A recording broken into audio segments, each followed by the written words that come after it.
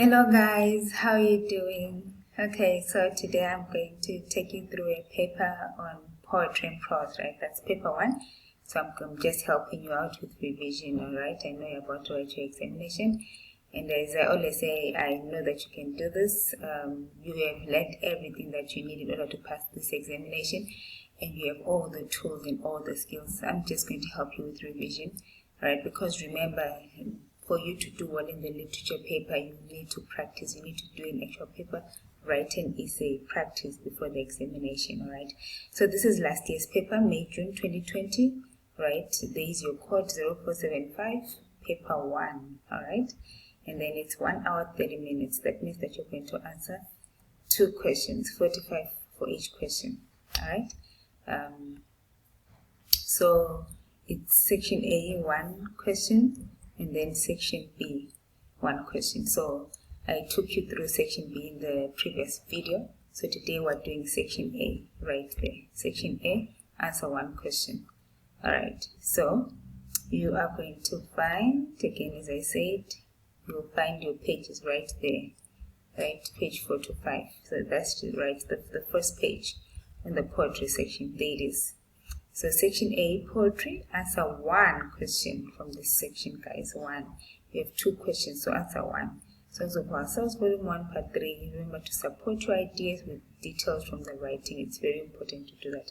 So you're going to choose either one. Read this poem and answer the question that follows. There it is. There's the poem, She Dwelt Among the Untrodden Ways by William Wordsworth. There's the question. Then, or you answer 2 or 2. In what ways does Dobson make the 3 fates such an intriguing poem? There, the 3 fates, alright? Then you ignore the rest because you only did this one there in this volume. So you just choose one amongst these 2. So let me just take you through this first one, alright? Any of you just choose the one that works best for you, right? Even if it's intriguing poem, in what ways does Dobson make the 3 fates an intriguing poem? The keyword there is intriguing. So how is this an interesting poem? Obviously, this is a very, very interesting poem, right? But alright, I'm just going to focus on the first question right there. Alright, either one, read the poem and then answer the question that follows. So I always encourage you to read the question first, right? So that you know what you're looking for in the poem. So here it says, how does Wordsworth movingly portray Lucy in this poem? There is your keyword. The keyword is movingly, right? So you immediately take your pencil, underline this keyword, movingly, right? Right? And then portray, how does he communicate? How does he show? How does he give an image of Lucy? So you need synonyms as well of portray, because you're going to use it a lot. So portray Lucy in this poem. So Lucy is a character in the poem, right, that we studied. Alright, so let us go through the poem. It says, so alright, so the keyword movingly as well there, I'm going to focus on it in just a moment, just to show you or how you deal with this with this keyword, how you use it in your writing, right? It's a keyword, it's movingly, right? So she dwelt among the untrodden ways. She dwelt among the untrodden ways beside the springs of Dove, a maid whom there was none to praise and very few to love, a violet by a mossy stone half hidden from the eye, fair as a star, when only one is shining in the sky. She lived unknown, and few could know when Lucy ceased to be, but she's in her grave, and, oh, the difference to me. That's William Wordsworth, right? So how does Wordsworth movingly portray Lucy in this poem? As you can see, the tone used here is very sad. It's very heartbreaking, right? The poet obviously is portraying, is communicating to us or giving us an image of Lucy, right? A young unmarried woman, right, who did not get any form of love in a life or in a life or amongst the people that she lived with, right? There were only a few who loved her, and there was none to praise her. As you can see, there are very sad, moving descriptions there. None to praise, very few to love, right? And the untrodden, there is a form of seclusion where she lived, right? and then a violet by Moses Dawn, right? A beauty half hidden from the eye. She was beautiful, right? She was very beautiful. It's just that her beauty couldn't really be seen because there was only one. When only one is shining in the sky, then it means that it's as if she was just one, so you really couldn't compare her to anyone else. So it was such a lonely existence that she had. And the fact that she lived unknown, like imagine living your life and no one knows anything about you, no one pays attention to you, right? Just like here, no one praises you. As a young woman, you'd love to have a few guys, right, saying hi, how are you? You look beautiful, your hair is beautiful, something about you should be beautiful, yeah. So, and then and if you could know when she died, that's even more saddening. That's even more moving and heart wrenching. The fact that no one knew when Lucy died, and that she's in a grave now, and the difference to me. I think for me, the most saddening part about this poem is the fact that the persona here is saying that there's the difference to me, which means that he misses, right, Lucy, but he did not show an appreciation or tell Lucy or make Lucy part of his life, right? Yes, because if there were few to love her, then it didn't matter as long as he was there. But then it looks like he was watching from a distance, sorry. And at the end of the day, she died. And that is what makes this poem moving. So it's a short poem, right? Just to show how brief her life was, right? But then the poet does this structuring for a reason. Are we together? So as I always say, the easiest thing that you need to do when you are looking at a question is to just look at your keyword and then find words, phrases, lines that directly link with the keyword movingly. As you can see, that's what I was doing. I was just looking at words, at phrases that just show sympathy, that make us sympathize, that make us touched. Are we together? So you do that. You just focus on the words, because the examiner wants you to focus on just one word or a phrase, and then explain the effect that is created by that quotation, right? If she's half hidden from the eye, why the use of the exclamation mark right there, and the simile fair as a star when only one is shining in the sky, right? The fact that she lived unknown, every part of this poem is just so moving. It is heartbreaking. Yes, so you have so much to write. Don't think that if a poem is short, then you have got nothing to write about. Okay, so I have an example that I gave here. Let me go to it. So I think I've said this, but let me repeat myself. Important points to note: underline the keyword in the question. In this case, it's movingly. And then underline the task, in this case, how Lucy was movingly portrayed by the poet. And then you start writing down the synonyms of the keyword, in this case, synonyms of movingly, touchingly, saddening, heartbreaking, and so forth. You can list the words, the synonyms for movingly. So, as we've been doing word banks, right, and we should go to the examination sort of with synonyms of our keywords. Even if you come across a keyword you've never really come across before, the examiner is very, very kind. They'll never give you words that are out of this world. Just engage with the keyword, okay? If it's powerfully, if it's movingly, if it's significant, if it's intriguing, whatever keywords that you've been given, you first have to come up with the synonyms of that keyword. Why? Because you are going to use the keywords to begin your paragraphs, to link ideas in the body of your paragraph. Use them to end your paragraphs. Underline the task. Okay, yes, I've talked about underlining the task. So it's very important for you. Why is it important for you to be aware of your keyword and to actually underline it? Is because it is the one that's giving you direction. Yes, you know a lot about she told her marks children ways, but the examiner doesn't want you to tell us what the poem is about, doesn't want you to tell us about the poet, doesn't want you to tell us whether you like the poem or not. No, the point is, the examiner is saying, please focus on how the portrayal of Lucy is moving, and keep on hammering on moving. And because you do not want to be monotonous, you're going to then find the synonyms for movingly and then link them with the point or with your ideas in the body. So I've done a little bit of that for you. So it says here, William Wordsworth. It's very important to always begin with the poet's name, full name, William Wordsworth. Okay, if it said to use just part of his name, you use Wordsworth. Don't use his first name, and always make sure that you capitalize the names. All right. William Wordsworth movingly portrays Lucy by creating a saddening picture of Lucy as a young unmarried woman who lived and died unknown except by the persona. Yes, so I've summarized why this is a moving poem. It's moving because of the portrayal of the. So I've summarized why it's moving. Why the portrayal of this is moving.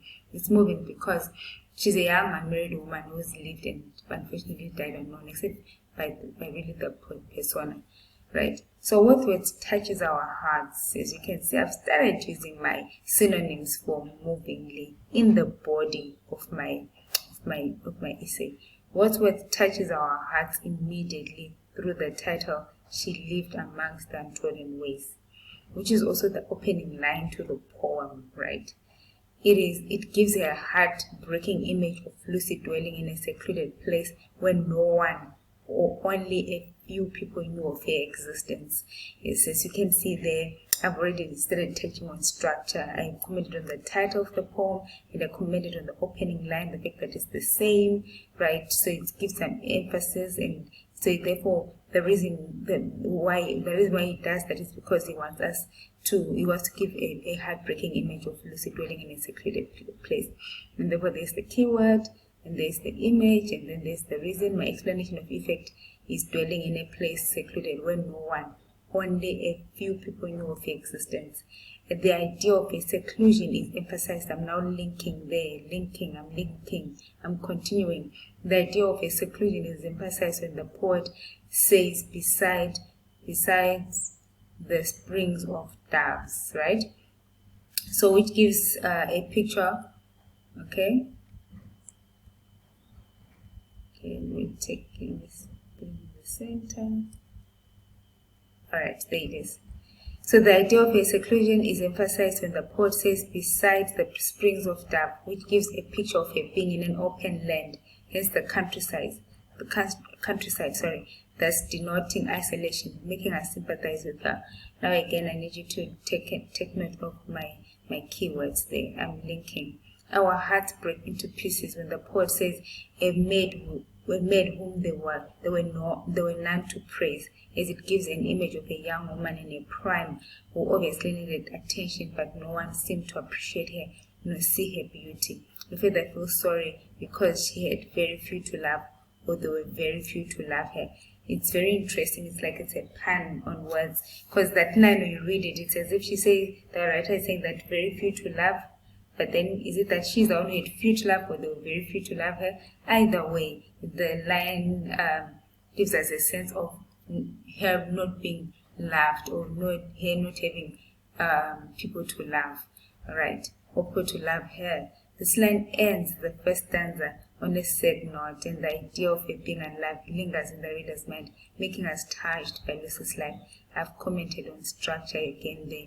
The line ends the first stanza on a sad note. I commented on structure but linked it to the key word sad note and the idea of her being unloved. The effect of ending like this is that the idea of her being unloved lingers in the reader's mind, making us touched by Lucy's life. I've anchored there. So point, right? What is your point? What is the idea that you are that you're trying to bring across? And this point is a construct of the question movingly, and the quotation comes in to support what you want to say. The development is the explanation of effect of the quotation. You're telling the examiner that I understand why I use this quotation. The examiner wants to see how the quotation is linking with the keyword, right? Sympathize, right? How does there were none to praise it. How does it link with movingly, right?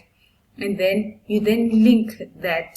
When you're done with your first point in your quotation and development, you link, right? And quote and develop again and link, and quote and develop and link. quote develop link, quote develop link, quote develop. Yeah, but 1, 2, 3, 4, 5, maybe 3 or 6 quotations in one paragraph. It's very possible, right? Or 4 to 5 to 6, somewhere there, right? And then you anchor. The anchor, just like the anchor of the ship, steers your ship and shows you the way, so that you don't forget that you're talking about how you are attached, such that when you begin your next paragraph, you remember that you're talking about how Lucy's portrayal, Wordsworth's portrayal of Lucy is touching. So you're going to start your next paragraph by then saying something like maybe you can say the poet, or the portrayal of Lucy is this, further makes us is quite heart-wrenching. The portrayal of Lucy is, right? The portrayal of Lucy